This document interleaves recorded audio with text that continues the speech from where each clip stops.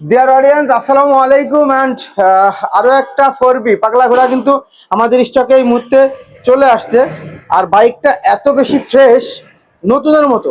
মানে সোহান বাইকসের বাইকগুলা এক কথা অসাধারণ, সুপার ফ্রেশ। এই বাইকটা 4829 কিলোমিটার মাইলেজ অ্যান্ড 24-এর মডেল, 10 বছরের পেপারস, কোথাও কোনো দাগ স্ক্র্যাচ নাই। ফ্রন্টের টায়ারটা একটু দেখাই দেন।